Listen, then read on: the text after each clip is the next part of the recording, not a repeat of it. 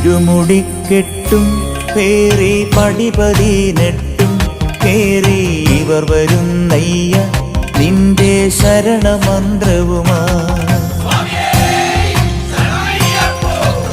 നട തുറന്നയ്യ ദർശന സുഹൃതമേകണമേ നിന്റെ മിഴി തുറന്നയ്യ കനിവിൻ അമൃതു ചൊരിയണമേ.